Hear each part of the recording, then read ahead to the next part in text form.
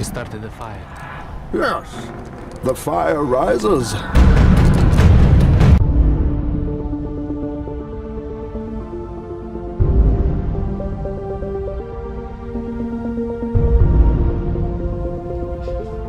come you don't want me, man? I have failed this city. Today we face the monsters that are at our door and bring the fight to them. We will not go quietly into the night. We will not vanish without a fight. This day we fight! That's how winning is done.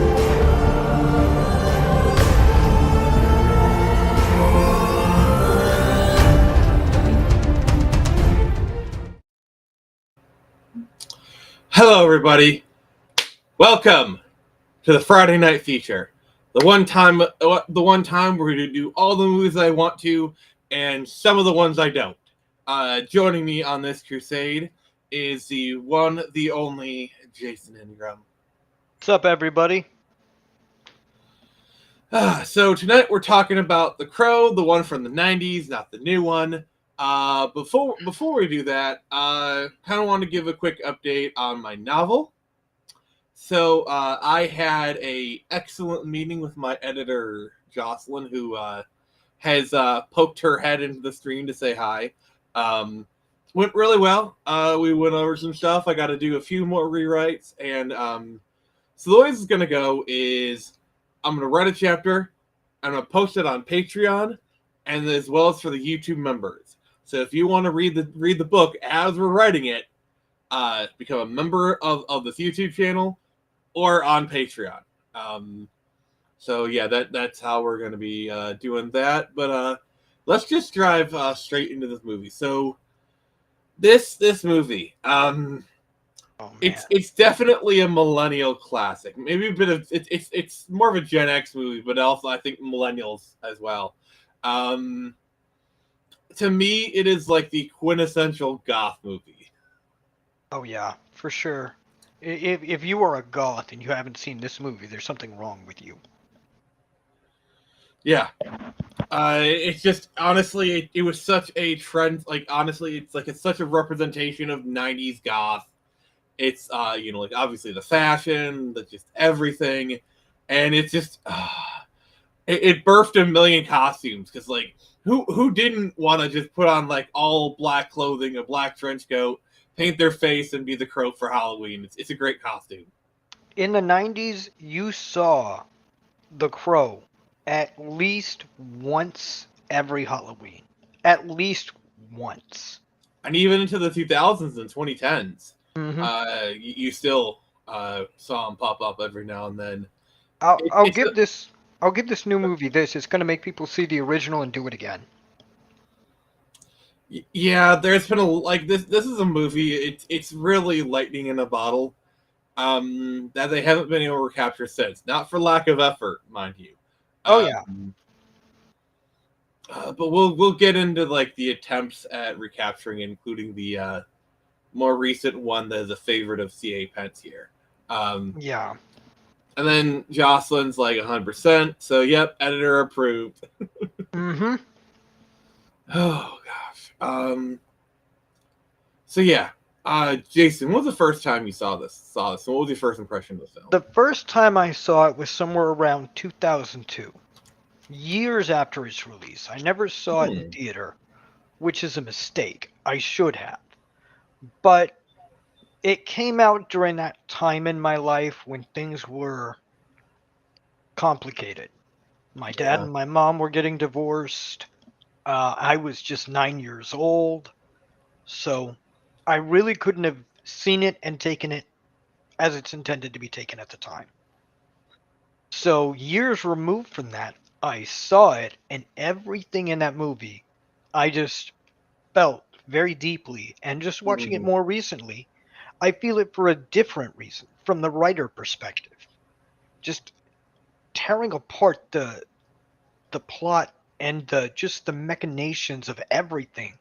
It hits you differently. It does. Yeah, it's always really interesting how stories can hit you differently at different times in your lives.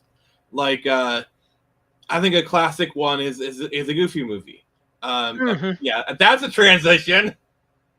Yeah. Hey, oh, hey, Skullgrin, how you doing, my friend? Gogren. But yeah, like I said, that's a transition going from the Crow to the Goofy movie. But like, as a kid, it's like, oh, Max, his father, he won't let him do stuff. But as more of an adult, you're like, hey, Max, spend some time with your father. He's really trying. You know. Yeah. Yeah. And And so like, okay, go ahead. but in The Crow, when I first saw it, I was like, "Oh, this is just a tragic, sad, lost love story." And now I'm like, "No, this is vengeance on steroids, big time." Hmm.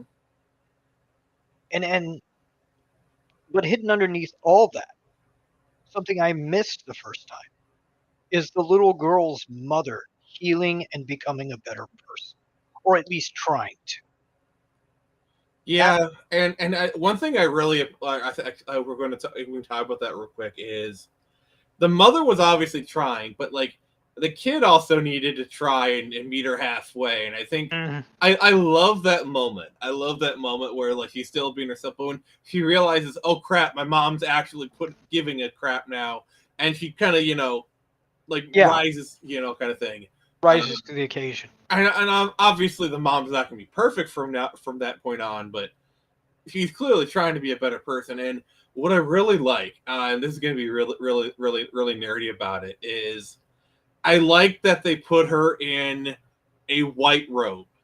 I Hmm. feel like cladding her in white, in the West, white is like a color of purity kind of thing. I thought it was a very deliberate choice to put her in that color of robe. Yeah, compared to what she was 2 scenes prior, a black, very revealing dress, and in a very dark situation.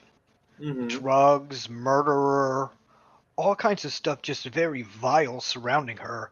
And the Crow shows up and is basically the hand of God in her life. Yeah. All right, I think Skullgrin actually has a really good comment here. The biggest problem, I think, what people really don't seem to understand with the Crows was that it was a product of the '90s slash '80s, because like the comic itself was like a late '80s kind of thing. Yeah, It captured a particular moment in time in regards to its music and its culture. Yes, yes, indeed. Um, yeah, yep. and I think the problem with a recent one is they were trying to capture like this like mid to late 2010s kind of thing, and I'd say they were kind of 60% there. It's the story, because the new Crow is not a tale of vengeance. It's righting the wrongs, but the Crow is like it's a after the fact. Shelly's dead. She's not coming back, and he is Hmm. here to set things right. So by Hmm. doing this, like he's like a quasi Crow for 90% of the movie, and then like the last, I'd say third, he finally becomes a Crow, and like the movie becomes interesting for 10 minutes. The Rampage through the Opera is like the only interesting part of the film. Um, Really? The Crow, the original Crow, is nothing but I am here to seek vengeance for this and transition he goes against. through a tear. Um, Yeah, I I mean, want to I want to read some more Skullgrin's comments. Sorry, mhm. he's spitting fire. Oh At the yeah, he's time been fine. when grunge was really beginning to erode into music culture, yeah, this is a very grunge movie. Like Oh yeah. it's because this is like '94. This is a year Kurt decided to make out with a shotgun. Hmm. Um, Yeah. trying to find a way to say it. But yeah, not to mention stories of vengeance are clearly becoming a thing. I mean, vengeance is a very timeless storytelling thing. Um, Yeah. Yeah. I mean, you can take pretty much any story from Greek mythology, Nordic mythology. They're all got some semblance of this is being done because of vengeance. Mm-hmm. And I mean, I'm sure it's across other cultures as well. It's just one of those timeless tales. You have wronged me, and now I will seek vengeance against you. Mm-hmm. And Yeah, it, there's a certain anger in the first Crow. Mhm. Like it's kind of like the anger that drives him. He's very like pissed off or whatever. Um, Also, it's Mm. the thing. The other problem with the Crow is like they knew each other for like what, a month or two at Mhm. most. Him and Shelley. Yeah, they got engaged, and then were murdered. Or yeah, they were both murdered Yeah, just because they were trying to get an apartment fixed. That I I remember. mean, there's a little bit more to it than that, but yeah, there really isn't anything wrong with yeah, like the story itself. Like, you could redo it and make it good. The problem is a couple of things. One, modern writers, they have to put their stamp on it, and that's always going to be a problem. Um, I don't know. Hmm. So They want to make the story their own versus the story they're being told to write. yeah, like That's the problem. Crow City of Angels tried to do something different. That was like the first sequel, where it was Mhm. in LA and it was a different person who got the powers of the Crow. They had an older Shelley as like the guide kind of thing. Uh, Mhm. that one was like hampered by studio stuff. Yeah, yeah, I'll say that. Yeah, that's what I was telling. Like Crow City of Angels had a chance. That's one where I definitely want to see because like there's a director's cut out there. Um, Yeah, but I yeah. was trying to find another vengeance movie that was kind of in the same vein. I know it's not, but the first Punisher movie, 2004, kind of Mhm. has the same feel to it. I It's mean, just the not, Punisher character in general, he is fueled by vengeance.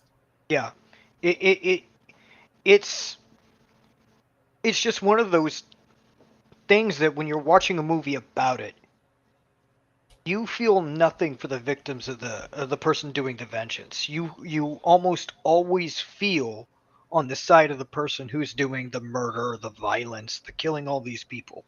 Yeah, like so basically the crux of the story of the Crow is there's these people, they burn down they burn down building Devil Knights. I think it's like insurance jobs or whatnot. Hmm.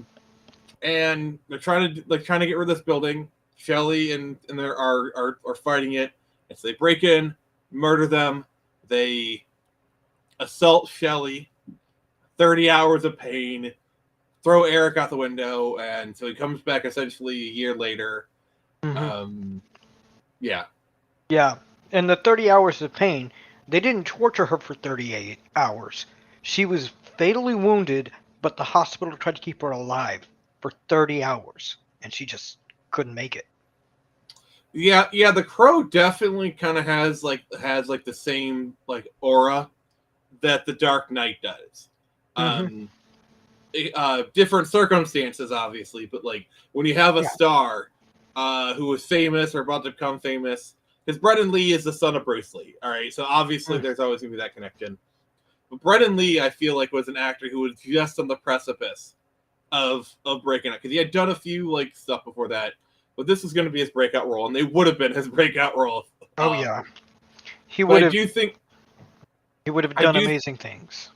yeah, I think the film would have done probably decent regardless. But the fact that Brendan Lee died during filming definitely added a certain thing to Yeah, the film. I Same didn't know. same way Knight did. Yeah, I didn't know if we were going to touch on that topic, but since we are, yeah, that one thing made this movie when you knew that it happened at the time. It made the movie stick a little bit longer. Yeah, because you're always wondering, like, oh, uh, is the scene that he got shot in the movie? So like, and as are always like these urban rumors. By the way, the scene is not in the movie. No. Apparently, during like the break in, that's where he gets shot. Um, and that the footage is not in the movie. Just want to Okay, that makes way more sense that it happened there because all the scenes that he sent in after that fact are still there. All those scenes he really did. But Yeah. the way movies are done is they film they film certain scenes before others.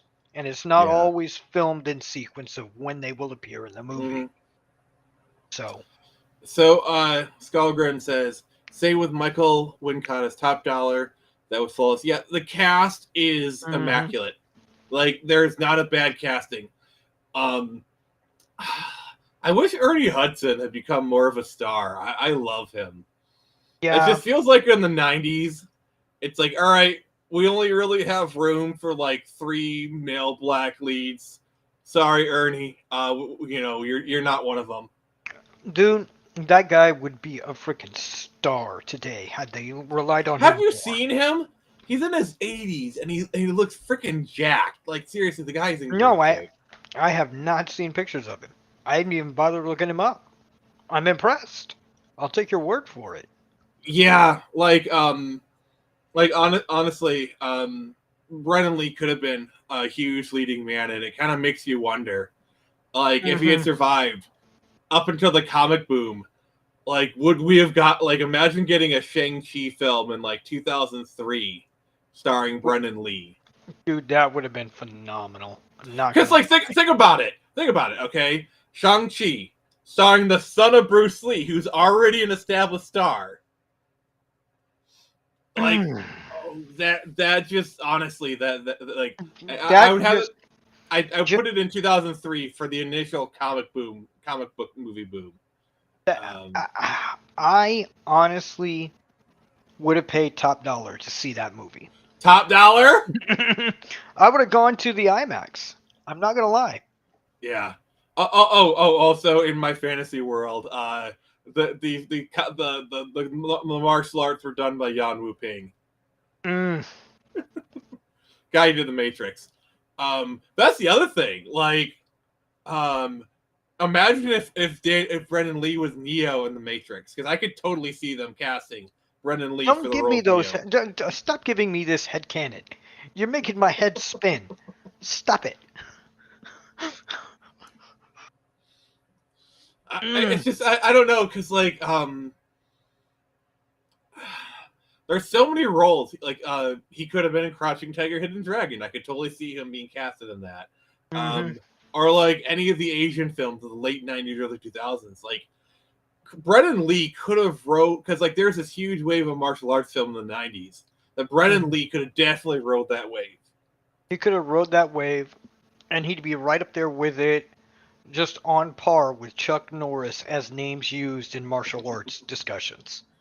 But sadly, we don't get that discussion. Yeah, it's like, and if you watch the movie, like Brendan Lee is a tour de force in this movie. Like he has this presence. Yeah, I want to agree with you on that like tenfold, because when his character is doing anything, even if it's just sitting there in a chair, you feel different when he's doing it.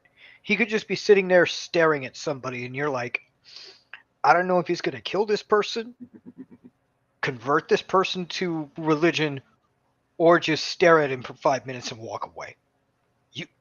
But you're like, I feel like something's about to happen, even if nothing happens. That's impressive.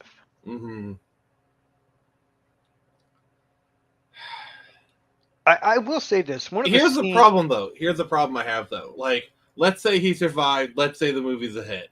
They're going to want to make a sequel.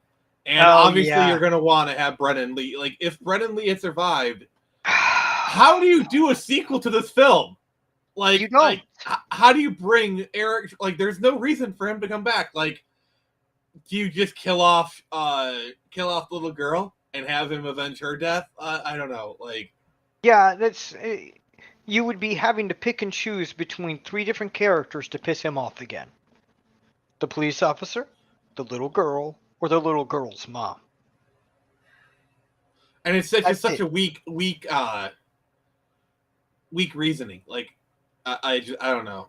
Yeah, it's weak. It's weak reasoning because you never learn who his character's parents are. They're never mentioned at all. Her parents aren't mentioned. His wife. mhm. They're not mentioned at all. So I mean, Eric as a character himself is on it. Like, if you actually look into it, he's actually not that well established. It's like he's a rock star. He's a goth. Mhm. He's a bit of a showboat, which that comes with being a rock star. Mhm. There's really, yeah. there's Let's really see. not much to go with on who he is, who his parents are. We know all we know about him is what he did in his life and where he lived. That is it. Yeah. The most disappointing thing and the most wasted potential about redoing The Crow is it could have had something to say about the current culture and its music and where the younger generation is heading. Mhm. Yeah. I think Bill Skarsgård was what, like, for looks wise, I think was a good choice. I think it's just a script that let that movie down, and the director is. I'm going to say it. Within the last decade alone, it's not the actors. It's the script they're given. Also, just think Jason Momoa really wanted to play the Crow. I like Jason Momoa. I just think he might be a little bit too old. Like, Just if he much. was doing it in 2005, then maybe. I love Jason Momoa. The characters he plays, you feel everything they do. Too safe, and they change too much. Mm-hmm. Like, I'm sorry, him sacrificing himself so that the other girl can live. It doesn't feel right, because like he barely knew her. Who wants to say she would like put a needle in her arm 5 minutes later or whatever? Dude, all right, that right there makes me just not want to see the movie altogether, because the Crow is a supernatural force. It's a superhero. Mm-hmm. Somebody's pins you down to save. Okay, you can either kill me or save the girl. Is this the woman I'm trying to avenge? Or is she just Jay Lando? They try to be like, once you're doing this, there's no going back. So he's like, all right, I'm just gonna say it. They turn him into the Spectre. God's wrath What? kind of thing. Where like he walks the boundary between life and death. Like they try and set him up as basically the Spectre. See, the original Crow, you don't know why the Crow is. Well, you know the reason why. You don't know the how. Let me rephrase. Yeah. Like I think Bill Skarsgård was well cast. Like, he had the look, he has a physicality. I think acting wise, I mean, he was basically just playing like a Post Malone kind of like. It was a modern interpretation of Eric Draven, I would say. Like, not to my taste. But a modern interpretation. Like Bill Skarsgård was bulky, but like in more of like a modern, like a more of a leaner sense. But yeah. Okay, so he had a muscle line, but not, big and bruising. Yeah. Okay. The Fizz of Draven is based off Iggy Pop. Yeah, for sure. Yeah, and I've met James O'Barr. He does a Comic-Con that I do every year, and really nice guy. Like, really nice guy. A pleasure to talk to. I was talking to him a few months, like last month or something. A couple months ago, so it's like in September. And yeah, he wasn't a fan of the original Crow, and he told me he told me some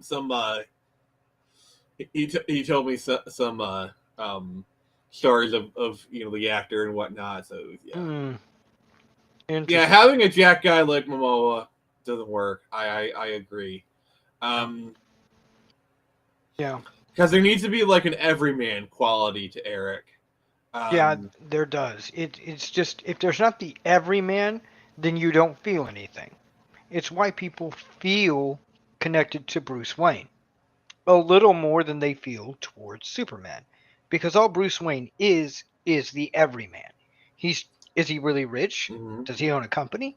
Yes, but there's nothing unique about him other than his skill in martial arts and his knowledge. Anyone can be these things. Anyone can have these traits. He's the everyman. Yeah, and like the power set of the Crow is surprisingly restrained. Really, his main thing is he can't die. He has a healing factor. Obviously, he can like take memories, give memories, and he can, for some reason, take the heroin out of somebody's bodies. But you know, mostly it's the fact that he can't die and he heals. Yeah, that's it. And that's so long as the Crow is still alive. That's yeah, and like the he can factor. see through the eyes of the Crow, which, you know, it's kind of cool. Oh, yeah. But there's a beauty in the simplicity of his power set, I think. Yeah, there's nothing to it that is outrageous. I wanted to say outlandish, but that's not right.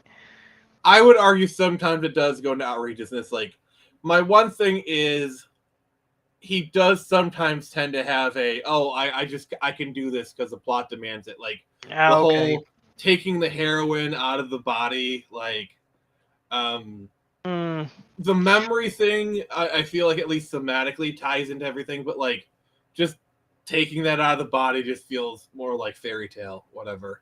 Great scene. I love the scene. Oh, yeah.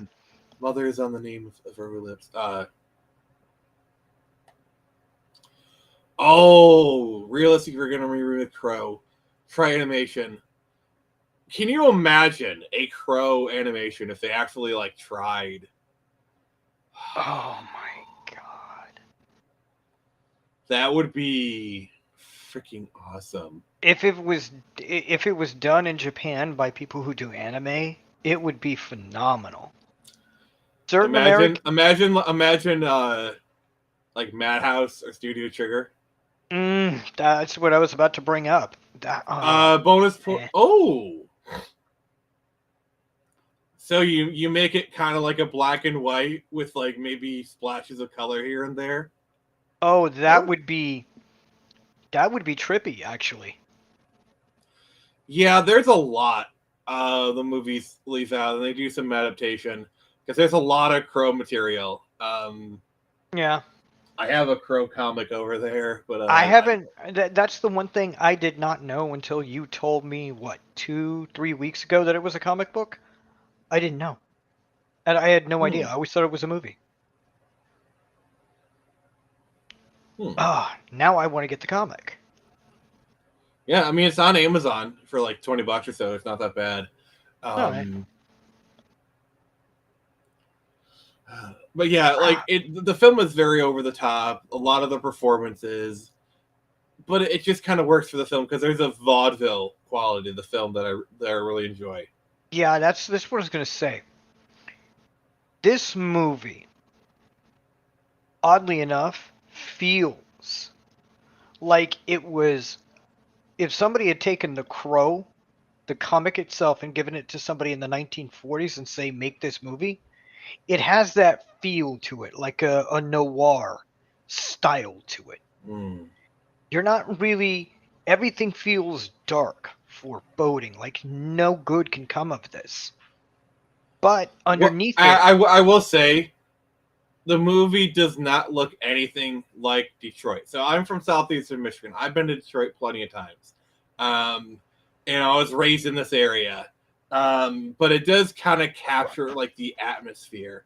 And one thing I do want to touch upon is the concept of Devil's Night. Now, anybody outside of the Metro Detroit area thinks it was made up for the film. It was not. And I just want to play this real quick. Todd, do you copy? John George has spent the last 3 days looking for trouble. Trouble in the form of Detroit's infamous tradition known as Devil's Night. We just couldn't figure out why we would be giving the devil a 3-day weekend in the city of Detroit. We've got to stop that, and we've done that. We shut the devil out last night. We shut. All right, that gives you kind of gives you the idea. So yeah, Devil's Night was a real thing. it kind of petered out in like 2000s because like in the late 90s or 2000s they changed it to Angels Night. It's not. It hasn't been a thing for like almost 20 years. Yeah. The film is a rather truncated adaptation, so redoing it as close to the comic isn't out of the question. But it works as a product of its time.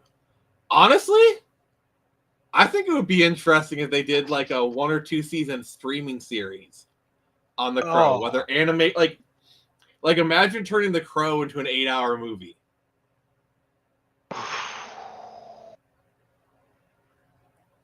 Oh, you could do so much with it. I haven't read the comic, but since it's a comic first, there's so much you could do with it. Yeah. But then again, you kind of run into the whole oh, I wish they do a remake adaptation. Then it's like, do you really want it with today's current crop of creatives? No.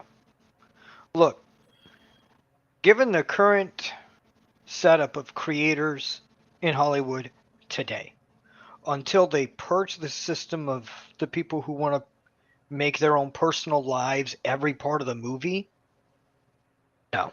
Those people have no business to do any movie whatsoever. I don't care what the topic is. They insert themselves too much and don't let the characters breathe. That's what needs to happen. The character themselves need to breathe. It's not the writer. The writer is supposed to write the scene pertaining to a character who has a specific background, specific setup, specific, not percific. Why am I making up words? Specific line of things that need to be set up because the character has this background. I'm sorry, the Crow's not going to be picking flowers on the road because he's having a bad day. No, he's going to be hunting down the people who hurt him or the one he loved. It's that simple. Mm-hmm.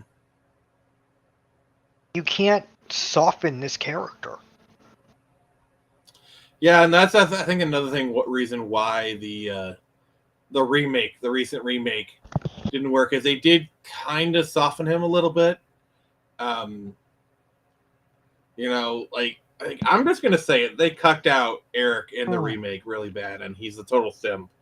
I know I'm just throwing buzzwords, but whatever, I don't care. Yeah, no, that's the way people talk these days, unfortunately. But yeah. On the subject of reboot, FK Twigs was so miscast. Yeah, like she's a good-looking lady. Like I'm not gonna lie, she's very easy on the eyes, and they dress her well in the movie. I will say that much. But so being having that Shelley be a character is probably the worst thing you can do because what I liked about the first movie is Shelley is a presence in this movie. Like she shows up at the end to bring him back to heaven. You know, like she's there. Like I feel like her being a force, her being not even being a character, essentially being a character in the film, helps because you can project things onto her. You know, but making her a character with her own stuff. Yeah. Just, if they did that, then they ruined the movie. Because Shelley in the original movie, you only see, yes, you see the actress portraying what the character did in the scene, but she never says anything. She does a lot of things. Smiles at a camera, helps him up, all kinds of these things. But there is no dialogue, nothing. You just see this beautiful woman with a nice smile on her face, and then her on a gurney being taken out of the apartment and rushed off to the hospital. That's it. Yeah. That's the other thing. It's like we kind of never stopped making Crow movies because like we did the Crow thing, and then there's like a couple of reboots. There was this TV series they tried to do with Mark Dacascos, actually. There is even a Crow movie with Eddie Furlong in it. I think it's Crow Wicked Prayer. Bradley Cooper, a 2008 Bradley Cooper to play the Crow. I don't know if I'm really behind that.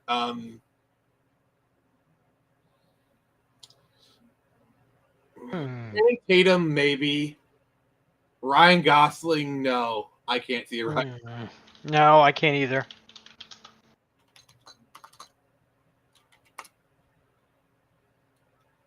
So, See, I didn't even know Apple did. Oh no, it's just the movie itself. Oh no, it's Okay. a TV series. No, it's the series. oh no, there's a couple things. So here's the Crow Wicked Prayer, where they had Eddie Furlong play the Crow. Yeah. He's John Connor from T2. Mm. But yeah,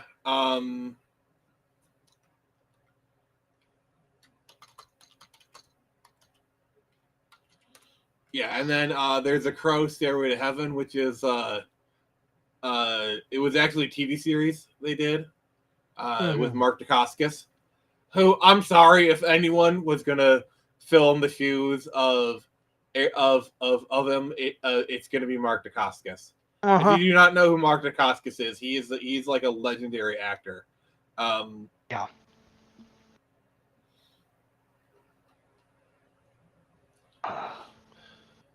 But yeah, yeah. How much do you know of the Crow City of Angels? Very little. I remember watching all the sequels that existed in 2012, 2013. I remember doing that.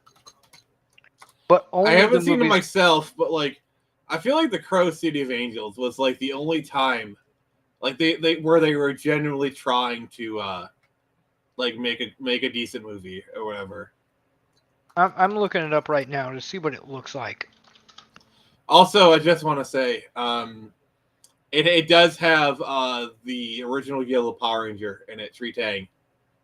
Oh. Yeah.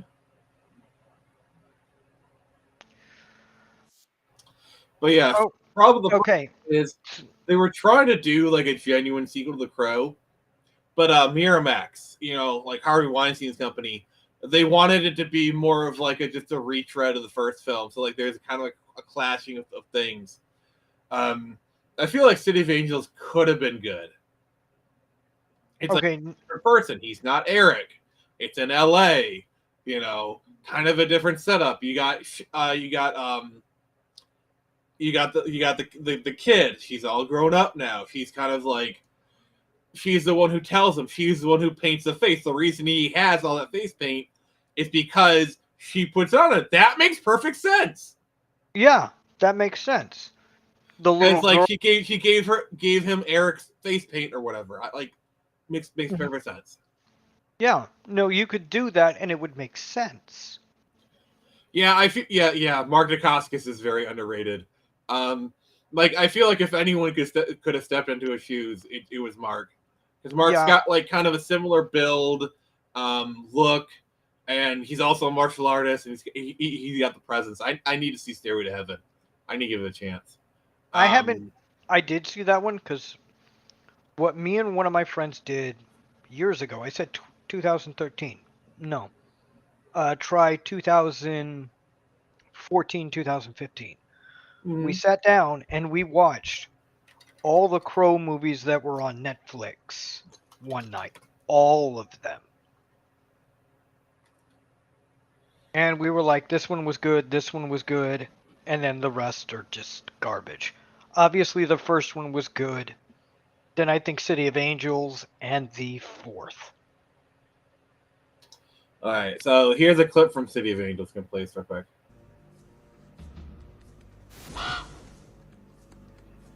That's a Yellow Power Ranger.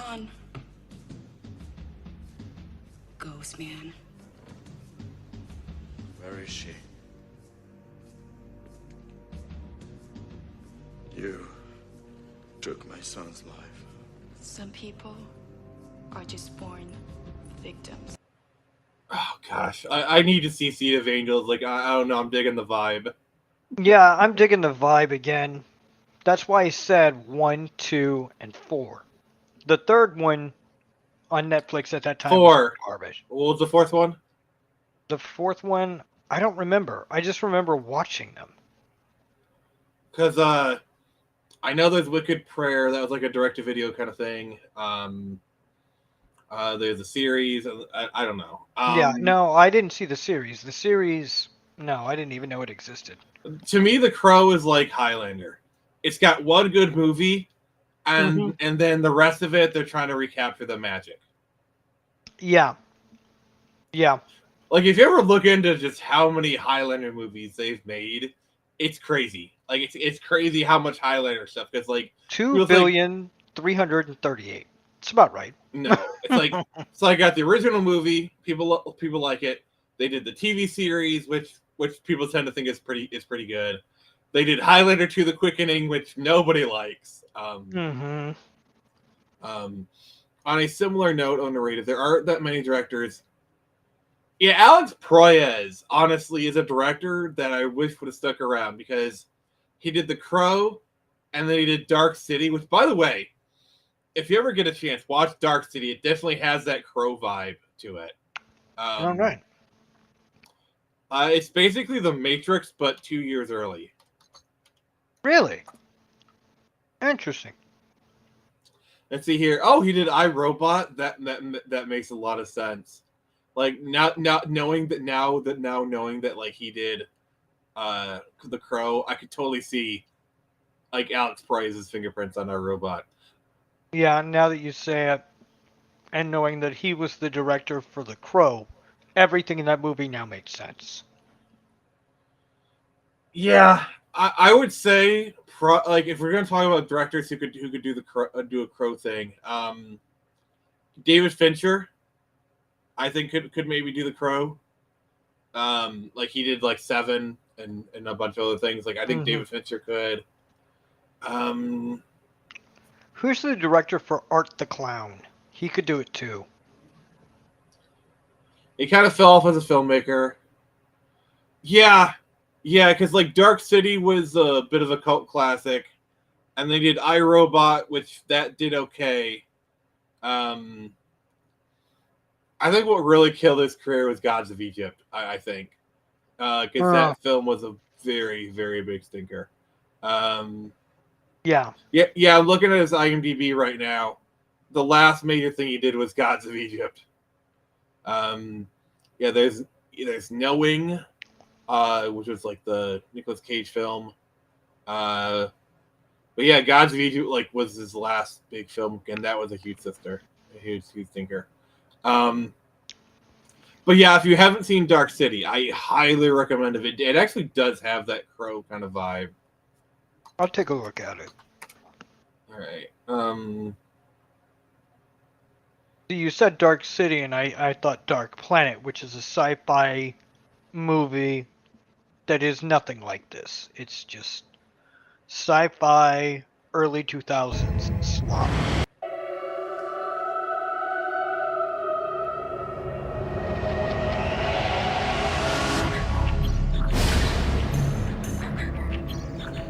From the director of The Crow. Oh man.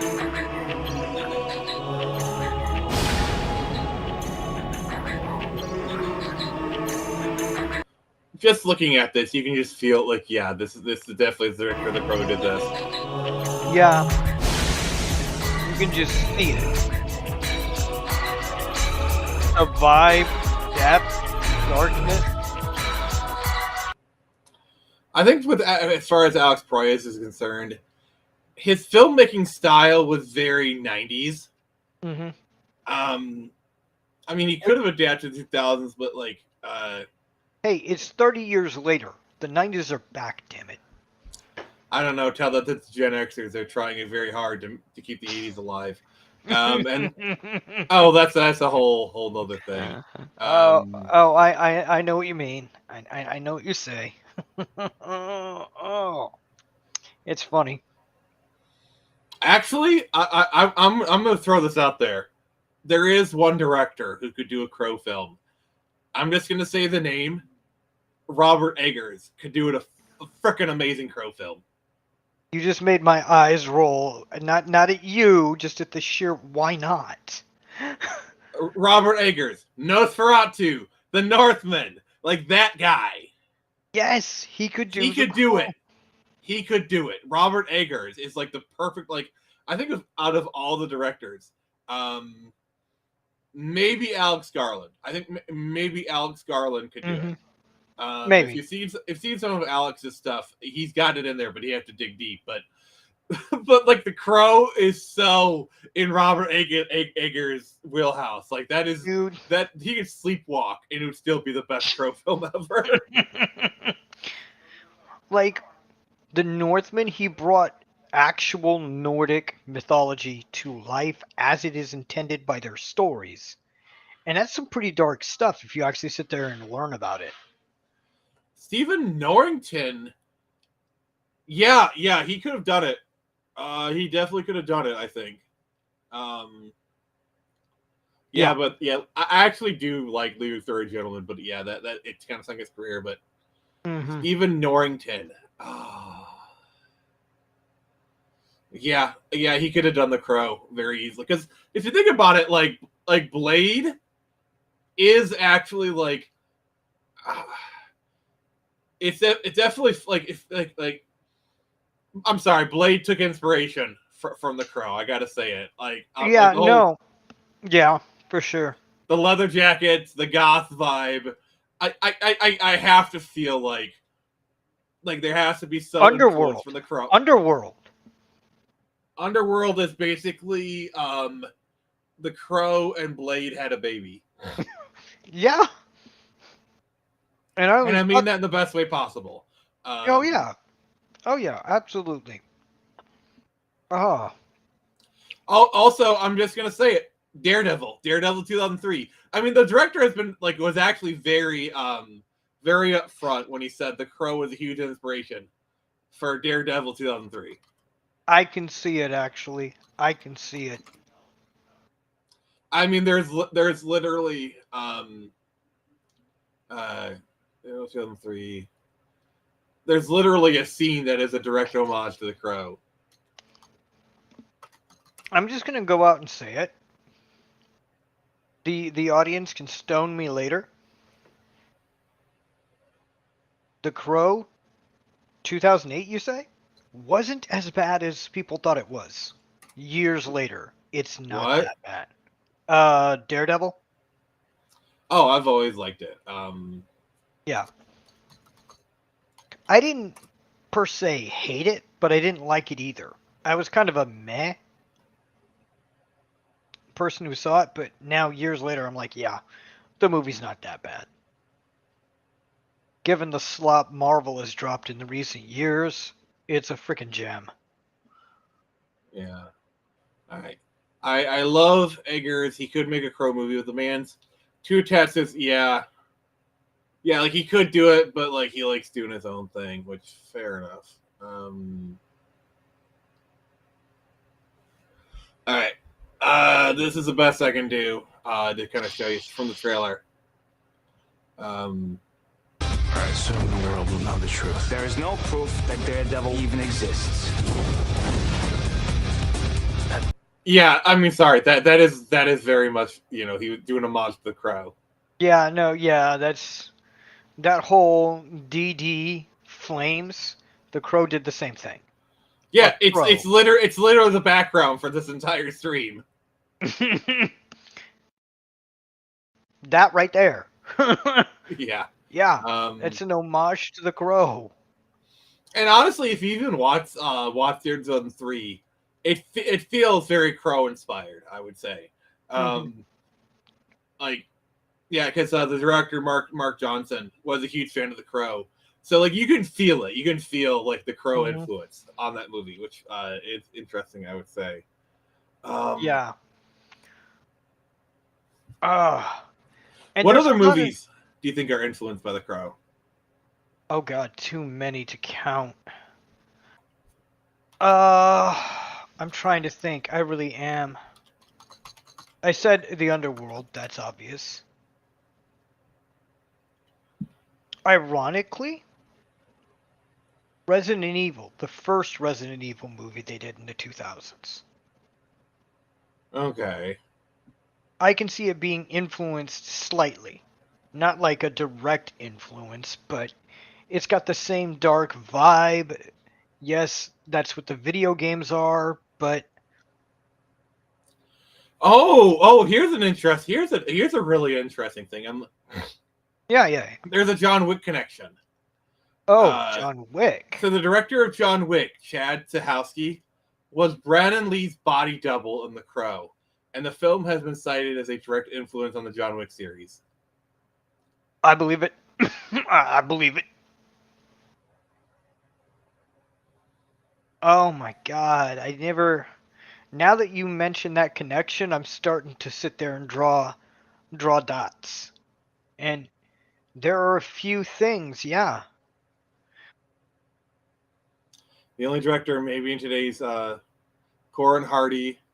I haven't seen those films, but I'll take your word for it. Neil Marshall, not familiar with those people. Yeah, not familiar. I might have seen some of their movies, but I'm drawing blanks on the names. Actually, I'm going to throw some. James Wong could do The Crow. Yeah. So he did Aquaman, but he also did a lot of horror movies. Yeah, that's why I was saying Annabelle yes. and all those, like a lot of those movies. I think James Wong probably could do a Crow movie if he wanted to. If he wanted to, he could do it, and it would probably actually be very terrifying. Because he's got that horror angle from Annabelle, all of that. He's got that horror angle, and he's got Aquaman. So just combine the two. Boom. You've got it. Yeah, one thing I was kind of doing some research while talking, and it's been said that like Heath Ledger's Joker was directly inspired by The Crow, and yeah.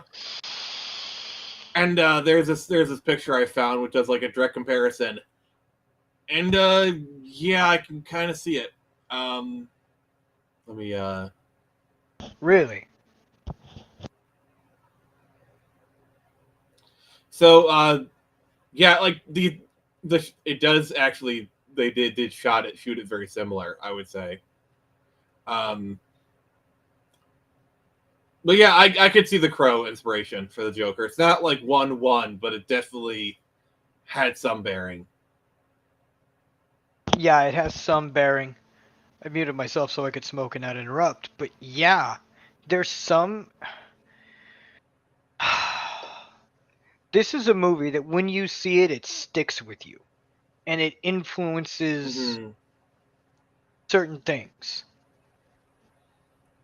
I'm not saying it's the only influence, but while writing and I'm thinking of a dark scene, that's kind of one of the first movies that comes to my mind. Yeah, like honestly, like to me, the when the movie really hit for me is when he goes to make a second kill, and he starts quoting Edgar Allan Poe. It's like, oh my god, you could not have gotten more goth if you wanted to. Dude, are you invoking the name, the father of goth, to drive the point of goth home? Really? I'm gonna be honest. The 2019 Hellboy, is that the one with David Harbour in it? I actually didn't think it was too bad. I think it was pretty okay. I haven't seen it, so I can't really make an assessment. It's around. I need to see the new one. I need to see the new Like, I know they made another Hellboy film. I need to watch it. Yeah. It's around 2019 that I was starting to lose my trust in Hollywood. It's around that time. Yeah. See, like that's a problem. Is a lot of films in the late 2010s, like there's controversy. You watch it, like it's fine. Like they like it's okay. You know, but that's the problem. It's like they were just okay. Yeah, they were like just 29 Hellboy. It's like it's not this travesty of cinema. Like it's decent. It's a decent Hellboy. Like it's okay. I kind of enjoyed it. Yeah. But go back to 2005 Hellboy, and like that's iconic. Yeah, that's iconic. It's I'm stepping out on a limb here, and it's a very shaky limb. The Daredevil movie that everybody hated at the time isn't so bad. You and I were talking about it. I'd say a lot of it is they cut it up. If you watch the director's cut, where they add like another half hour, which an entire subplot, which really does tie the movie together, it is a lot better. Okay, I'll have to take a look at the director's cut then.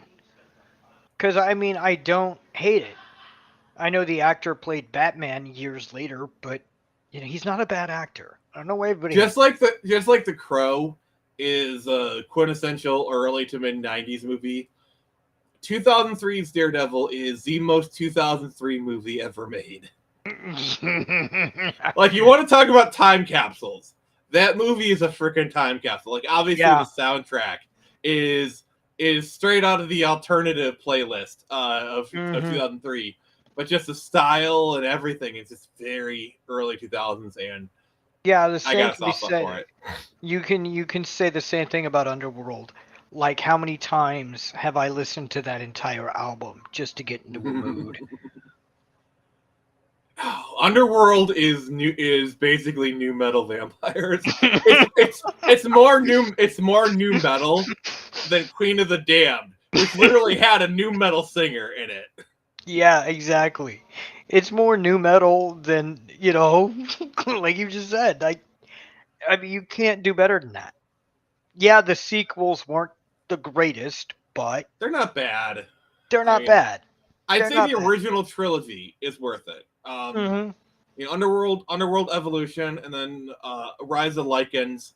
That's a good trilogy, because remember, they did that trilogy, and then like 5 to 6 years later they did the rest of the films. To me, Underworld is that original trilogy. Yeah.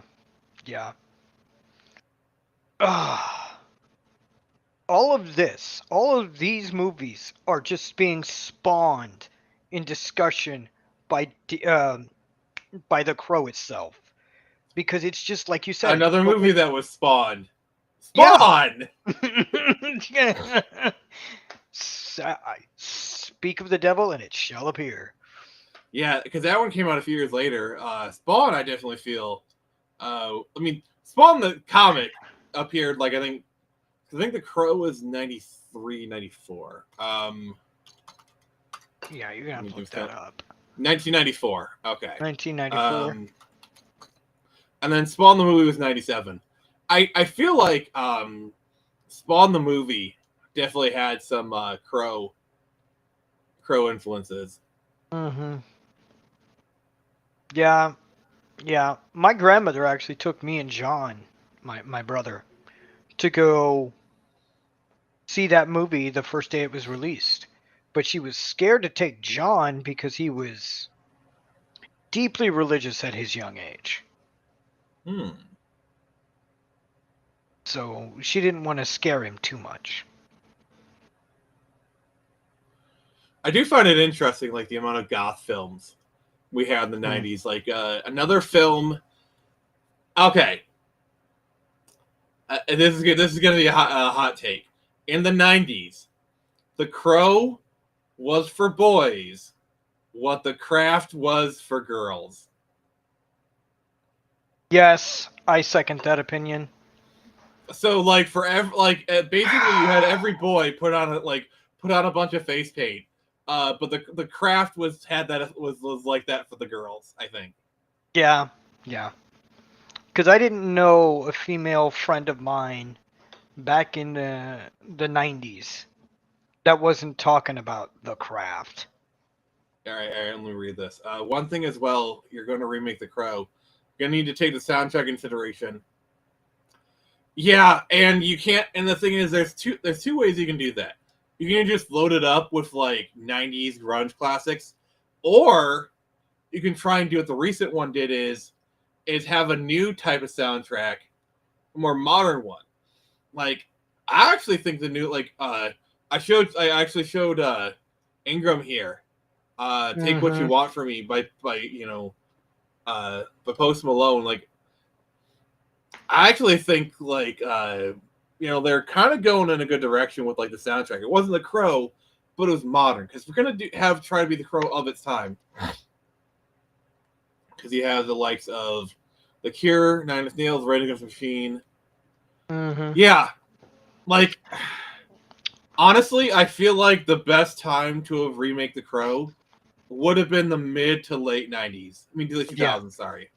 Yeah, that would have been the good time to do it. Yeah, you almost don't have that because gothy music isn't really a thing. But like, I feel like you could have done it.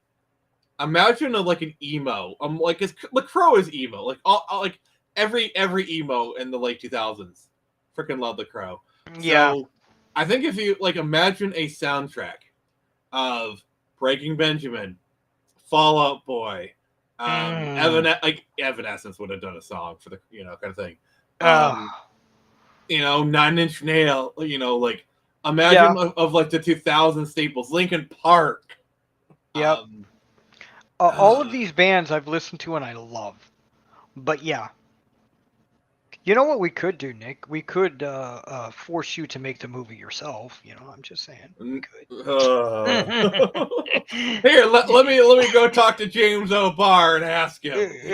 I mean, I can talk to him, but I can't really guarantee anything beyond that. No, I would never do this to you, my friend. I was talking to James O'Barr, and for a second in my head, I thought about asking him if I could do a Screecher The Crow crossover. Oh no.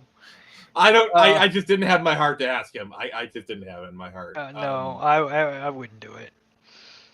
But yeah, that's kind of the big problem is the Crow is a rock movie. Rock metal, like it has to be in like that same sphere.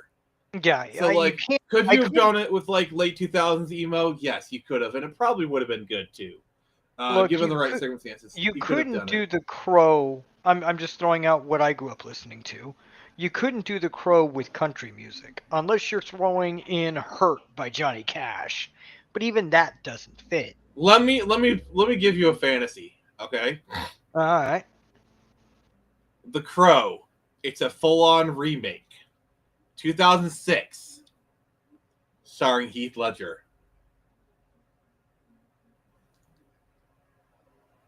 You just that would have worked. That would have worked. That would have been perfect. You just made with Steve Norrington directing. Let's just go full fantasy here. Realistic, but fantasy. Let's say Steve Norrington does a Crow remake, starring Heath Ledger. It comes out in 2006. Because then he does the Joker, next year and dies or whatever. But that's why it's 2006.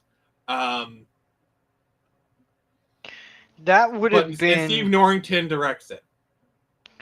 That would have been perfect. The actor would easily be able to take that role and make it his own, but give the same vibe. Because Heath Ledger would have nailed The Crow. He would have nailed it. Because if you see what he did with the Joker, which is like it's very Crow inspired, the performance. Yeah, he would have nailed it. Like he would have nailed it. Damn. Okay. Let's try and do this fantasy thing. All right, who's the girl? Okay, so who's gonna play Sarah? Dakota Fanning. Dakota Fanning. All right, I'll second that. Either Dakota Fanning or Abigail Breslin, because I'm thinking like 2006.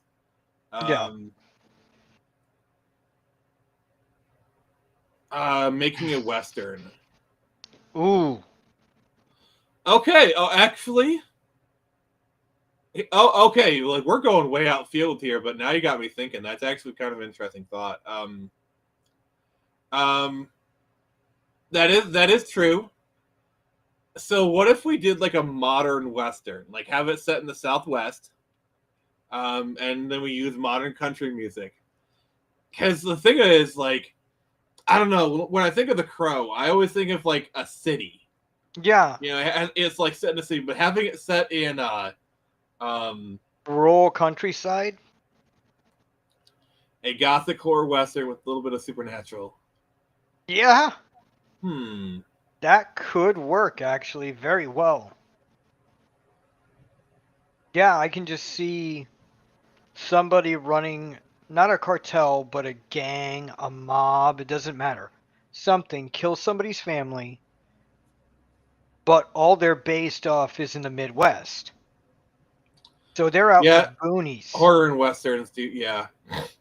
Horror and westerns do kind of do well together if done right. I mean, if you want to be crazy, we could have it be the Mexican cartel. We could make it a border movie. Mm-hmm. So, Yeah.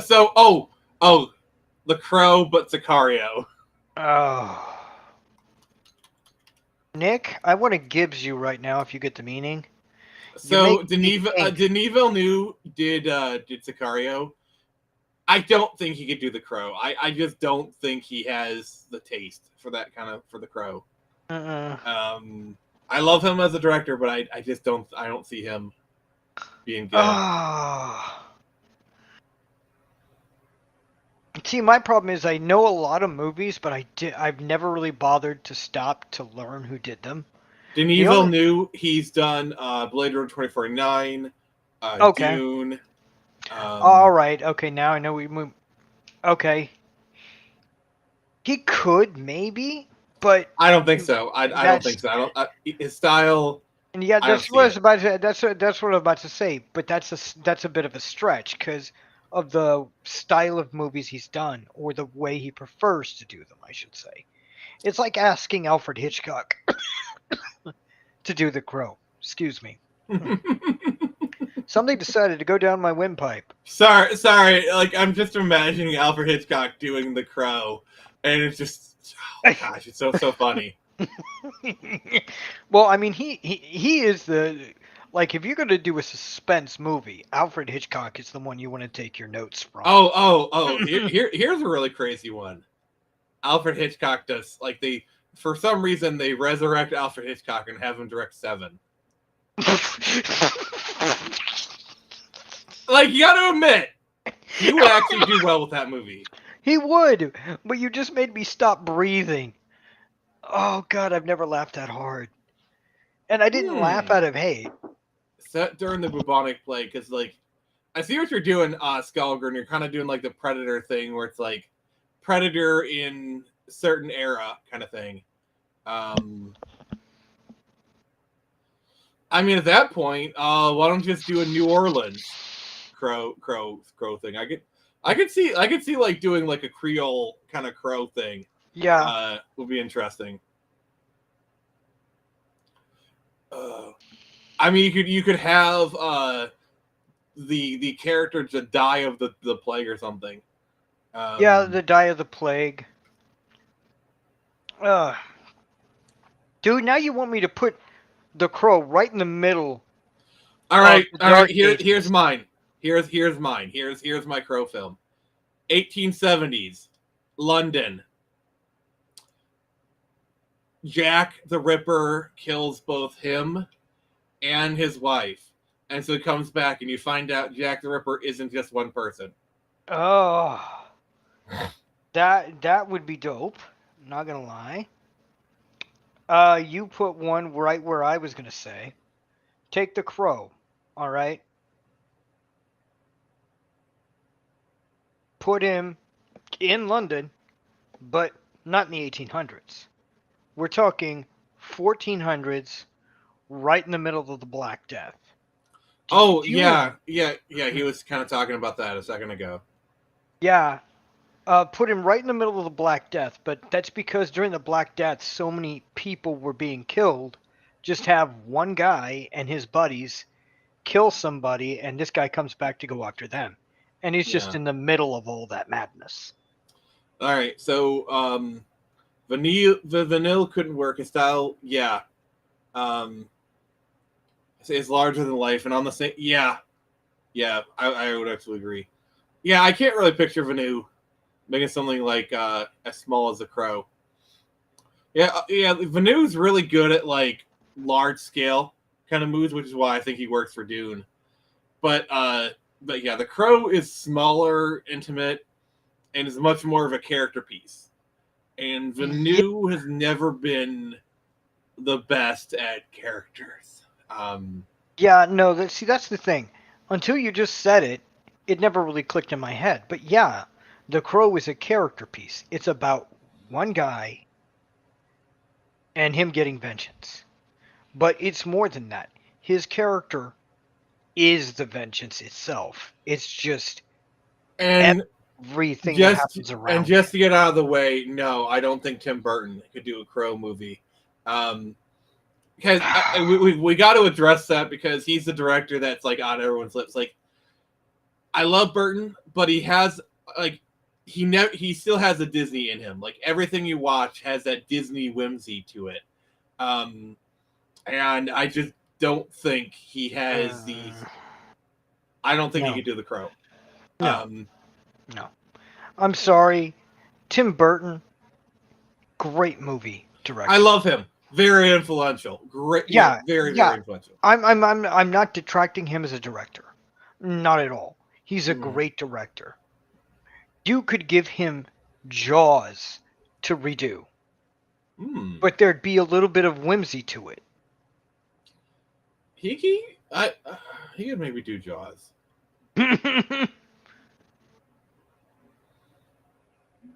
You all know. You know what? I'm just gonna say this. I think Denis Villeneuve could do a good Jaws film. I'm just gonna say it. Yeah. No, it could.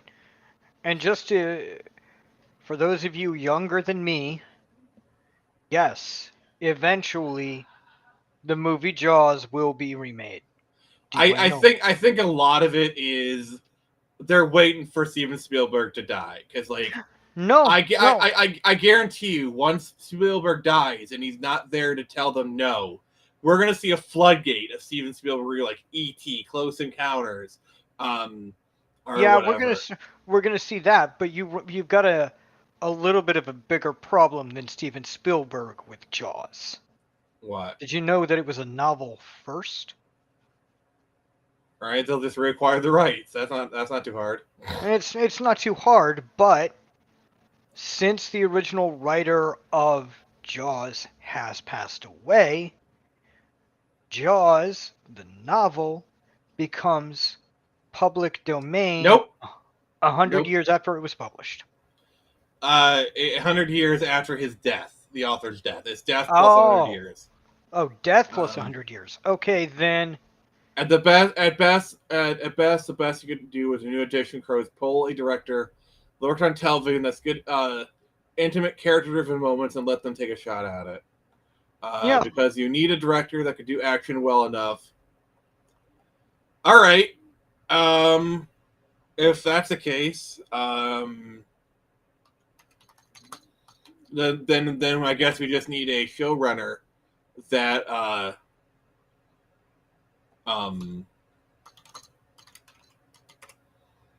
in that case, I want Brian Fuller to do the Crow. Okay. So Brian Fuller, he is known for Pushing Daisies. He did the Hannibal show. Yeah. Yeah. He worked on Deep Space Nine. He did the Carrie TV movie. Okay. I can Hannibal, American Gods. He's worked for Star Trek. Like, I think he could do it. He could do it. He could do it. And I just because you need a director that could do action well enough, but also could do character drama. Yeah. Someone bigger just wouldn't work. Otherwise, you just have a film. Yeah, like that's why I'm kind of looking at like showrunners, like famous showrunners. Yeah. And my thing would be Brian Fuller. I think Brian Fuller would definitely get like the atmosphere and like the emotion and the characters. Action might be the question mark. Yeah. Okay. I just looked this up. Peter Benchley, the writer of Jaws, died in 2006, which means only in 2106 will you be able to do Jaws openly. That means even if somebody was born today, they would either be damn near dead or dying when they do it. So way long past our lives. Yeah, so they got a bargain with the estate essentially. Yeah, they got a bargain with the estate. I mean, that's not going to be too hard. I'm sure the estate would be more than happy. All right. So here's a little infographic for you. Oh, we got a Black River Kai in chat. That is awesome. How you doing, buddy? Boop. Boop. So here's a little thing about public domain. This is what we got that's coming up soon. So let's see here. Popeye is public domain this year. Betty Boop and Pluto is next year. Goofy 2028. King Kong and Donald Duck 2029. Snow White and the Seven Dwarfs 2032. Superman 2034. Batman 2035. Like, look at these. And here's the thing. It's not all versions of these characters. It's just the versions of the characters at the time.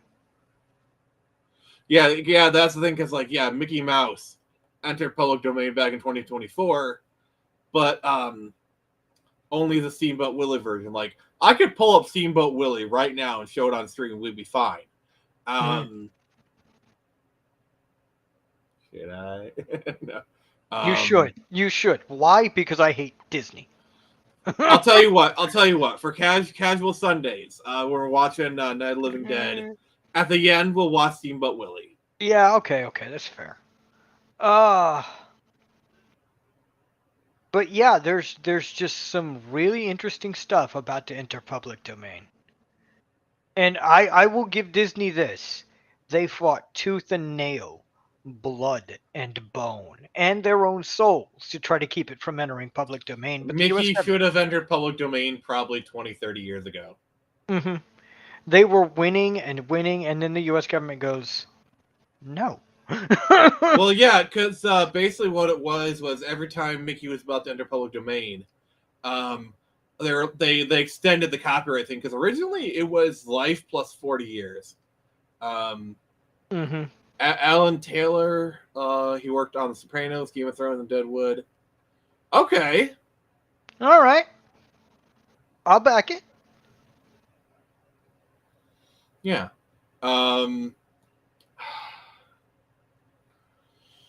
I would suggest I don't know. There's a lot of people we could do this for. Yeah. Yeah, there's a lot. But like you said, Disney just kept trying to push it and push it and push it, and then the US government goes, it's 100 years. If we go past this point, it's ridiculous. I mean, I'm sure if, like, I don't know, it's kind of like, it was like a mixture of, oh, but he also did Terminator Genesis and Thor: The Dark World. Ooh.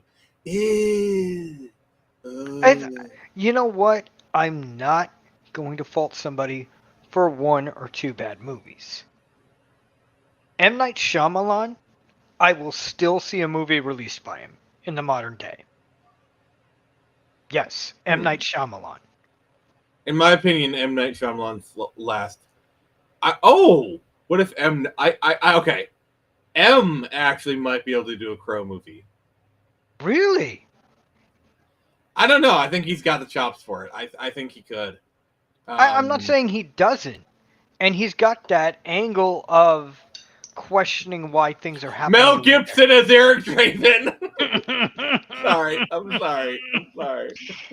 Did you just break the plot to break the plot? Actually, I have a great actor, Aaron Taylor Johnson, to play either Eric Draven or just a Crow. Why does that name sound familiar to me?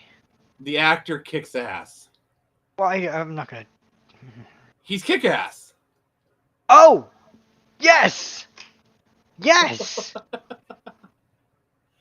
I mean, he's got a couple other things, like he was Quicksilver in Age of Ultron. He was Kraven, Godzilla 2014. Yeah, he's got he's got some chops to his name. Plus, like, I don't know, like there's certain stares, like the way he like looks at people. I don't know. I could just see Eric in there, or just whatever. He gives you the side eye. You're like, what did I do? Pretty much.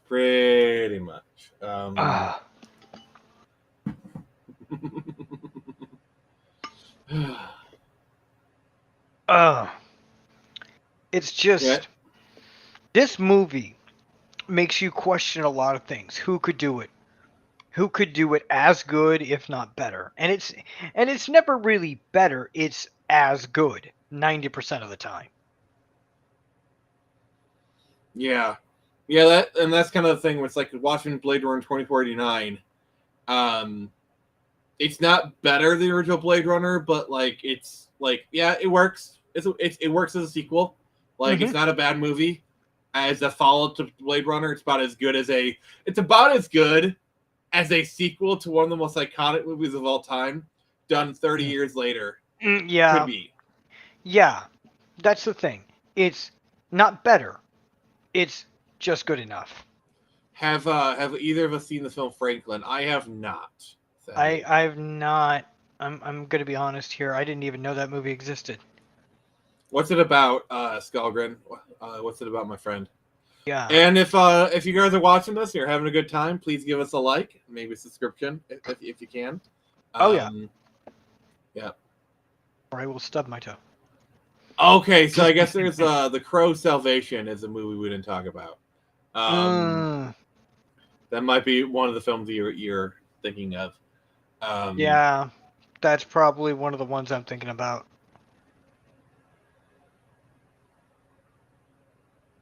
You're doing it. You're doing it again. Oh yeah, sorry. I did it again. Stop. Okay. Moving on. Yeah. So like, I think we've concluded we could do a Crow film. It's possible. It's just a lot of directors need to get out of their own ass. Yes. A lot of directors need to get out of their. I asked because of Gerald McMorrow. He was the director that if you get the chance, go and watch Franklin, and maybe see if he'd be a good candidate or not. All right, I'll do that. And so I just want to say, if they did make a Crow film in 2006, and it's all full of emo classics, My Chemical Romance would be on that soundtrack, and Gerard Way would do that just so he could do a music video dressed up in Crow makeup. Yeah, okay. I just did a search and I came up with a cartoon, unfortunately.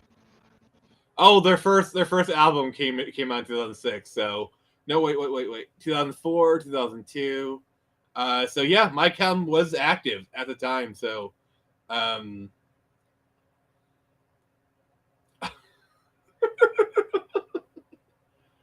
it's kind of like, did you ever see that album where they had a lot of the emo rock artists of like late 2000s, early 2010s cover Nightmare Before Christmas songs? I think I did. I can't say for certain. Yeah, it was like a Who's Nightmare Revisited. That's the album, and it came out in 2008. Let's see here: Marilyn Manson, All American Rejects, Flyleaf, Vitamin String Quartet, Sparkhouse, Korn, Rise Against, Amy Lee, Plain White Tees. It's like a who's who of like late 2000s artists. All right. What's the name of the album? Nightmare Revisited.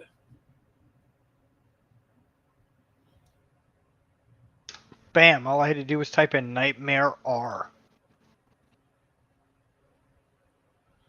But yeah, I've never heard of.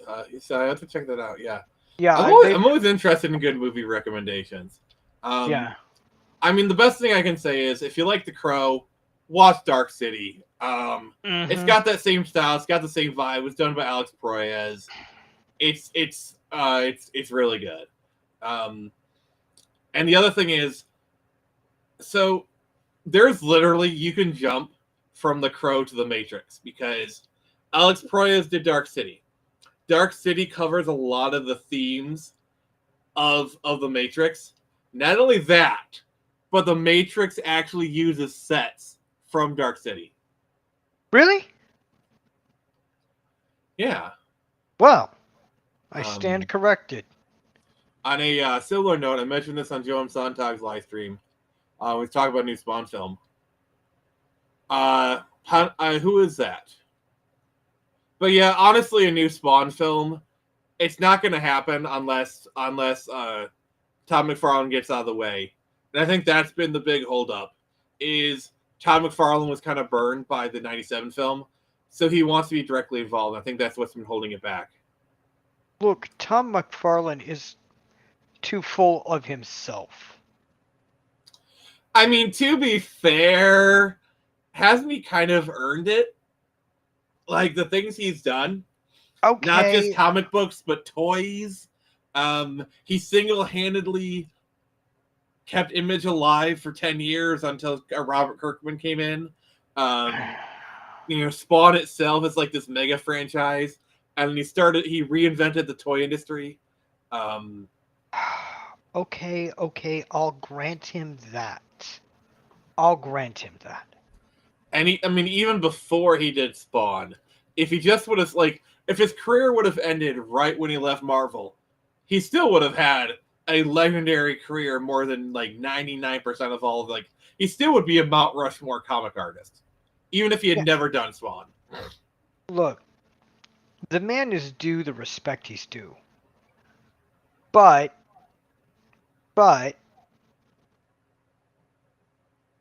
other comic book creators have stepped aside and let people make movies about their characters. In Todd's defense, if Spawn was burned, I think one thing I agree with Todd is Spawn needs to be R. The biggest problem with the Spawn movie is it's PG-13. I think nowadays we're honestly, we're in a post-Deadpool world. A rated R Spawn movie is a lot more doable now than it ever has. Oh yeah, yeah. You can do Spawn rated R now. Easy. You could, and this is just me stating basic facts. You could do. Who's the motorcycle guy from DC? From DC? Yeah, the alien who kills everybody that rides a motorcycle in DC. Lobo. You can do a Lobo movie. They already are. I guess Jason Momoa's coming back as Lobo. Oh, I always thought of that as a rumor. So he is Lobo. Yeah. I just want to go back to the Spawn stuff. Sorry. Yeah. Honestly, Todd McFarlane announces a new Spawn movie every few years. I know a few years back he announced it was moving forward with Blumhouse, and Jamie Foxx is going to be Al Simmons. I'm going to be honest with you. I think Jamie Foxx would be a good Al Simmons. Yeah, I agree. I think Jamie Foxx has what it he is a way better actor than people give him credit for, first and foremost. Oh yeah. No. I think he could do that's the last I heard. It was being done through Blumhouse, and I feel like Blumhouse seems like the perfect studio. Oh yeah. Blumhouse or A24, honestly. Something lower budget. You got me typing. What have you done? But yeah,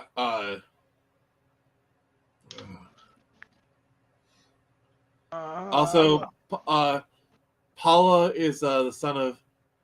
Oh, that is a good run of movies. I love Tombstone. Oh yeah, okay. I love Tombstone. Have you seen Tombstone? No. Never seen that movie. Nope. I don't know what it's about. I'm your Huckleberry. Sorry. Oh God. Okay. Tombstone is like a rite of passage. Like every young boy needs to watch Tombstone. Yeah, no, that's like if I had a kid, if I had a little boy, when he was 10 years old, I would say we're going to watch Tombstone tonight. Why, Dan? Because it's a rite of passage. Yeah, I'll have to check out some of Panos' his work because, like, if you say you could do a Crow film, like, I probably would just dig the vibes of the films. Yeah, I'll do the same. I just did a little dive on it. Apparently, Blumhouse is still doing Spawn, Okay. but it's not going to be released this year. We don't know when, but it's in the works. That's all they can say. Well, to be fair, they say that, and then 5 years pass, and they just, oh yeah, it got canceled a few years ago. We just never say anything. Happens all the time. Happens all the time. That's what I'm just about to say. It's probably been canceled at some point because this has and been it could be canceled. Since It could be canceled. Yeah, it could be canceled already. You know, they just don't announce it or whatever. So, I would like a new Spawn film. I think the conditions are right. Have you seen the fan film? There's like a really cool Spawn fan film. Oh. It's like I didn't know about the Spawn the Recall fan film is really freaking good. I'll take a look at it because there's a Jason Voorhees fan movie. Really, it's 2 short films that when you combine them, they're a movie.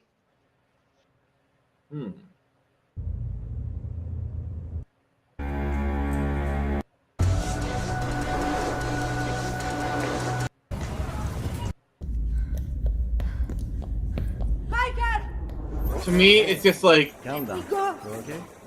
Calm What's wrong? Tell me. It's low budget. Spawn barely appears in it, actually. Really? Well, come here and win the flake of happiness. A little drop out of the and you'll see. I found you first, child. Look at this. Look at this.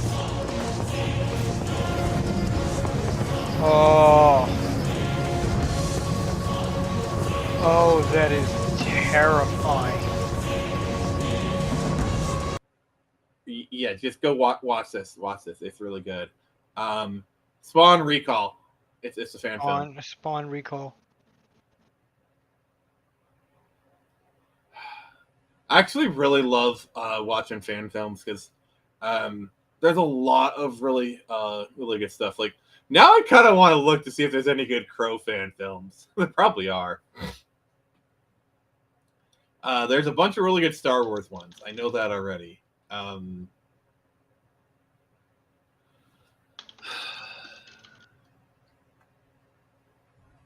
You know what would be a really cool crossover?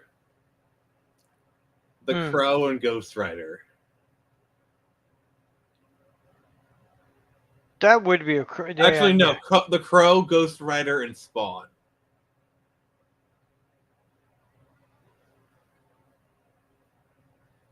Yeah. You might be right, Skullgrim. I think the biggest thing was if they were going to make it, they probably should have made it in like the late 2010s when like we were still riding on that like rated R superhero hype. You know, you had Deadpool and then Logan. Like if Spawn had come out in like 2018, it would have done pretty well. Yeah, and I just did a search for it. The fan Jason Voorhees movie you want to see is called Never Hike Alone 1 and 2. It's Jason Voorhees, but done by fans. And it carries... You know, the camp they use for Camp Crystal Lake is still active as a camp, and you can actually camp there. Yeah. In fact, that's where Never Hike Alone was filmed, at that camp. Oh, that's cool. This is what it looks like, because it looks like the camp itself. Because it's shot at the camp. Yeah. Seems as if there's too much... Yeah. I'm sure Todd McFarlane. Like I think a lot of it is Todd McFarlane is he's being a little bit too involved, and you know most producers, they just want, all right, you created this thing, all all right, here's a pile of cash. Now get the fuck out of our way. Go stand in your corner. We'll bring you back when it's time to promote the film, and you can tell us how kind of thing. I feel like that's what most producers want. It's not like Todd McFarlane himself is producing. That would be weird. The fan film with Jason and Michael. That is a versus that I'm kind of sad never happened. Dude. All right, if you're gonna do that, then you might as well throw in Ash to pick up the mess. Jeez. Imagine if they had done that. Jason versus evil Ash. They did. They did. I know there's like a comic of it, but like imagine they had done that in like 2005. Oh, that would be perfect. Because they actually do bring back Bruce Campbell for it or something. That would be. I was about to say Bruce Campbell would still be young enough to do Ash. Ish. Yeah, ish. Oh. Why do you? So many missed opportunities. So many missed opportunities. You just. It's like the 2013 movie. I'm just going to say it. The Evil Dead 2013 was a good launching pad to go into a new Evil Dead series, but they never followed through with it. They see the problem with Evil Dead. It's like you get Evil Dead 1. Evil Dead 2 is essentially a remake of Evil Dead 1. And then Army of Darkness, which, if I remember correctly, Army of Darkness is actually a separate set of rights than Evil Dead itself. Yes, it is. It is. And Army of Darkness, I'm sorry, it's just it's a spinoff. It is a spinoff. It has almost nothing to do with Evil Dead. Like Ash is there. I think some of the Evil Dead stuff is there, but like mostly it's just they did something completely different. Yeah. Well, I look at it this way. Ash just stepped across a multiverse and backhanded 15 different people at once. And banged every woman along the way. Exactly. Yeah, I know. Like, there's a lot of things. Like Spawn, obviously, there's a lot of those properties that like for example, for me, it's like, why is it taking this long to get the Batman 2? Like you did the Batman, it did well, $700 million. That's some good money. Why is it only taking just now that it's starting to get going? Because the corporations themselves like to drag their ass and say, "Well, we just want it perfect. The script is perfect. What are you waiting for? Well, we want the right mood and the right time to release it. Shut the fuck up, dude." There's so many things. It's like, all right, we're going through the movie, and then all of a sudden there's a regime change, and this new executive comes in and is like, "Oh, I want my own films. I don't want that." Or, "Hey, do this or that." There's so many things. It all comes down to ego.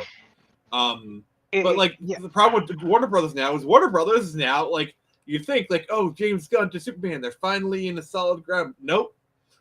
Now that WB is being sold, we don't know what's going to happen because, like, a lot of the clickbaiters like, oh, James Gunn universe is over. It's over now. It's not. It's like everybody. It could be it yes, could be. Someone could buy it, and then for all we know, they like Netflix could buy Warner Brothers and be like, "Hey Zach, get over here." Because like I don't think that's gonna happen, but yeah, no, that's not gonna happen. Look, everybody, I'm gonna look at it the way I'm looking at EA being bought by who they were bought by. Yeah. Everybody's freaking out that Saudi Arabia is a part of it. However, Saudi Arabia is only one part of 3 different corporations that bonded together to buy EA. Here's what's most likely going to happen, okay? There's going to be more monetization. That is like the only thing I can be certain of. Yes. Could we get more single-player games? Possibly. Will they de-woke it? To an extent, possibly. But the only thing I can say for certain is more monetization. No. Monetization is going to happen. I'm expecting more DLC and more little bits. I can tolerate that. You know how I tolerate it? by not buying the stupid shit they want me to buy. But at the same time, like, there's this opportunity where we'd be like, hey, let's revisit some of these dormant franchises. Like, let's bring back Command and Conquer. Oh, God, please, for the love of... I want to backhand whatever CEO said Command and Conquer needs to die. I want to backhand that person so hard they end up in Andromeda. I really feel like a lot of it is because the genre itself kind of died in the 2000s. Because, like, I don't know, it's like... Well, I don't know. And plus, like, the RTS genre is a very PC-centric genre. They've tried to consoleize it, but it's never really gone that well. Well, yeah, no, they brought back, ironically, Age of Mythologies. You can get it on the new version on Steam. I know Age of Empires you can get on the Xbox. Yeah, and let me see when it was released, because I have it. I just think we're going through a really, really interesting time in the entertainment industry. It's more of a consolidation period where, like, everyone's buying everybody. Both the video games and the movie studios.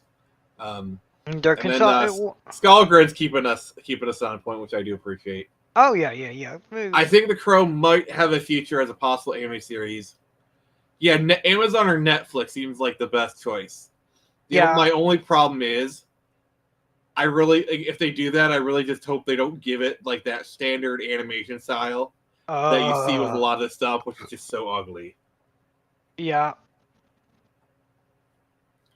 It needs special care. Because The Crow, if you have the right art style, like, by the way, I've banned his name, but I'm just gonna say it. Please, for the love of God, do not let Adi Shankar get his hands on The Crow. Oh, for the love of God, no. For the God. Like, and I know he would love it because he's dressed as a crow before. Like, his whole stick is the crow. Like, he has like those things on his eyes. I know he's a Crow fan. I know for certain he is. And I know if he had the opportunity Crow series, he would do it, and it would be terrible. Yes. But yeah, you need James O'Barr on board. Yeah, that's the one thing, because like I could totally see James O'Barr telling Adi to go F himself. Big time. As for Age of Mythologies, it was released sometime last year. The new version is called Age of Mythologies Retold. They actually expanded it to add China, and they're going to be adding more. Well, that's cool. So, if you're into those kind of strategy games, Age of Mythologies is back at least. Yeah, like, honestly, there's been so many failed attempts at The Crow. Really, the only way to instill confidence in people is to have James O'Barr be actually involved, and not just like say he's involved, let him give notes, and then say kind of thing. But no, he's actually part of the creative process, and have him fully endorse it. Then you might have a chance, because obviously James O'Barr is very protective of The Crow, but also like he was legit friends with Brendan Lee. Like, the death of Brendan Lee really messed him up. So it's not just doing right for The Crow because that's his baby, that's his meal ticket, but it's also honoring his friend, which I think we can all kind of respect to a degree. Dude, I will respect it. I will respect it. Yeah, The Crow needs another chance at proper adaptation, but needs special care. You need the right studio. You need you need the right studio, the right director, the right lead actor, and the right supporting cast. All right, here's a question for you. Who would you have be the voice actor for Eric Draven in this? My first thought is Troy Baker. I know he's a bit like a generic... he's like, oh, but yes, keep Adi Shankar away from adaptation. The man is just creative aids. Oh my God, why have I never thought about that? That is perfect. He is creative aids. No. He's not creative aids. He's creative herpaganosyphilades. Get it right, man. I'm sorry, just thinking about Adi Shankar. makes my ass cancer come back. Dude, full I didn't know force. who that was until you explained to me who he is and what he did, and I was like, I've seen that, I've seen that, I've seen that. Oh my god, that's crap, that's crap, that's crap. The only kind of good thing he did is there's a Punisher fan film, Dirty Laundry, that's like pretty spot on. That's like the only legit good thing he's done. Yeah, I took a look at Dirty Laundry like you told me to look at it. That movie wasn't that bad. It really wasn't. It was a fan the film, Punisher. but yeah. It was the Punisher. Yeah. But like obviously, you know, he butchered Devil May Cry. See, that's the thing. Like, we got a good Devil May Cry anime back in the early 2000s. Yeah. And then obviously Castlevania. The less said about that, the better. But like, if you just pull up a picture of him, he's got like those eye slits. You can just tell he's a Crow fan. Like, he's got those like Look, I just know it. Look, I want to throw 90% of what he's done into a black hole. Literally. I want to take all that data, all of it, put it on a hard drive, and that is the only copy of it in existence, and throw it in a black hole. That's a bit excessive, but it would spare us the agony. That would be doing God's will, my friend.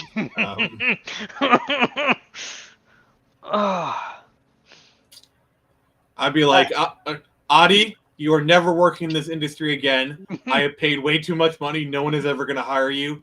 But I have gotten you a job at a laundromat down in East LA.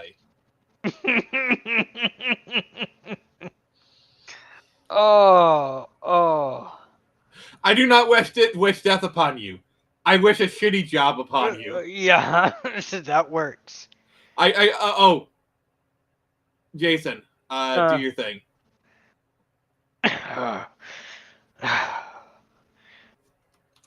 Why? Just why? Oh. On YouTube. Duh. Of course. No. Your shtick, your phrase, private chat. Oh.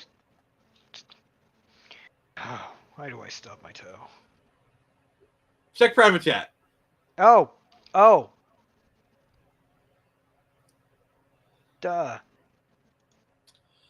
I don't think Nolan North. Nolan North has too of a heroic voice. I want a voice with an edge. Up there. Zach Aguilar. I've never heard of him. But do you want Adi Shankar to stub his toe? Yes. That's what I was trying to get. That's what I was trying to No, get. that's what I said. I thought I said stub toe. He needs to stub his toe. He Yes, needs to yes. stub his toe. Repeatedly and often. Every day. Oh, God. I thought I said it loud enough. No, I didn't. My apologies. Nick, you get to hit me with a hammer. Actually, now that I'm thinking about it, the guy who voiced David in Edge Runners, it's Zach Aguilar! Holy crap! Okay, say that again. Okay. That was not scripted, by the way. That was not scripted. David and that was not scripted. So Skullgrin suggested Nolan North as Zach Aguilar. I didn't know who that was, and so I was like, hey, maybe the guy who played David Martinez in Edge Runners could play him, and I voiced it, and it's voiced by Zach Aguilar. So like, you could not make that shit up. Okay, now, let me hear this. I'm gonna listen to this guy's voice. Let me look up a clip from Edge Runners. I'm sorry, Skullgrin. That it just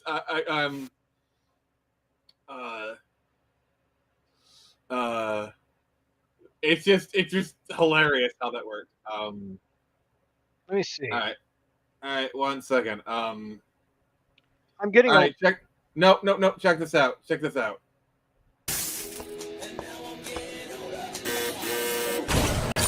Oh, David, my man, what's going on? Everything good? I am, yeah. What's up, June? Got this package here from Maine. Is Pilar here? Yo, bro, it's for you! Okay. I can only show certain amounts of like. Yeah, no, I get it, copyrights and all that. I haven't seen Demon Slayer, so like, Edge Runners is my point of reference for Zach. Which, yeah, he did a great job for Edge Runners. That's that's the voice. That's his voice. Yes. That's who the voice needs to be. Yeah, I could see him. Let's see. I'm looking at his IMDb right now. But yeah, I could see him playing Eric Draven. I think he would do a good job. Yeah. See, there's very few movies that I could see getting turned into an anime and it would be good. The Crow is one of them.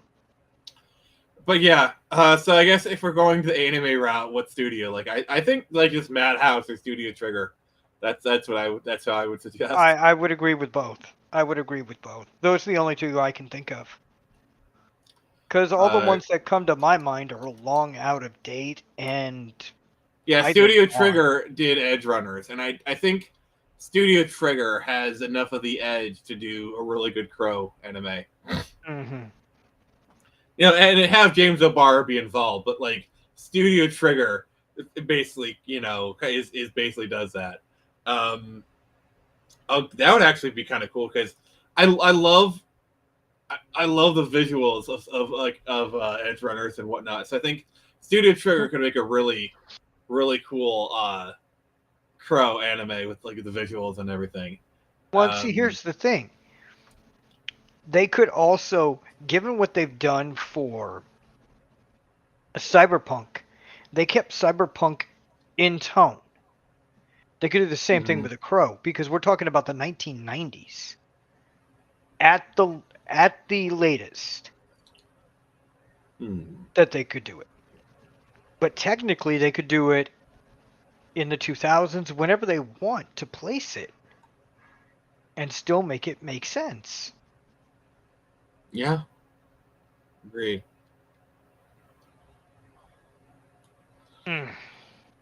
So we're gonna kind of start wrapping up here. Yeah. So I'm just gonna say, if you've made it this far, please give us a like. And don't forget to stub your toe. Well, please don't stub your toe.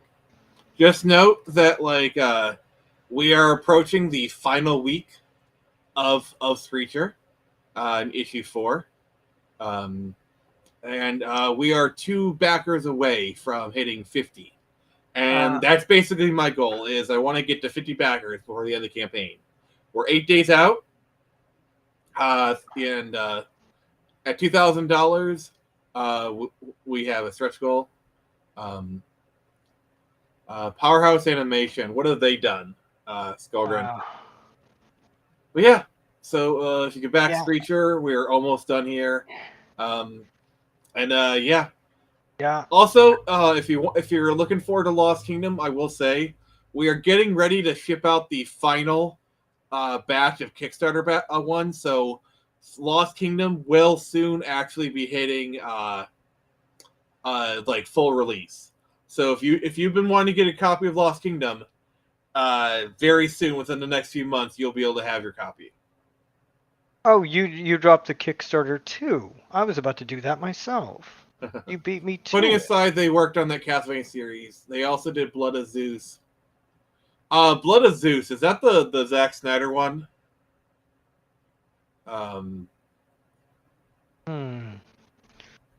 This first time I've heard of this. What is Blood of Zeus? You need 100% Western influence behind it. Okay. Fair enough, because like I was thinking like what a Japanese influence on the Crow would be. I thought that would be kind of interesting, like a Japanese thing, but yeah, the Crow is definitely an American tale. Thank you. Please consider giving us a subscription, a like if you want. Yeah. Next stream is tomorrow. We're doing some Batman Arkham Knight. Then on Sunday, for Casual Sundays, we're doing a watch along of Night of the Living Dead. You know, because it's like public domain, so you can get away with it. On Tuesdays, we have our Total Request Tuesdays. And then on Friday, which is Halloween, we're having a Halloween special. I'll be playing some Condemned. I've never played it before, so that'll be pretty sweet. Yep. So I'm sorry about the sighing earlier. I didn't mean to, but I was like, no, it's okay. All this stuff is just nuts. All these really good movies and stuff you guys have just fed to me tonight. I'm banging my head against the wall. Audience, I appreciate Just you. don't stub your toe. So, thank you, Jason. Thank you, Skullgrin. Yeah, Skullgrin, it was really nice having you in chat. I really enjoyed it, actually. Yeah, you were very informative, and you got me aware of a lot of things I didn't know existed. Yep. So we're gonna take off here. So this is Nick from the Phoenix Press. Remember, I can only show you the door. You don't have to walk through it.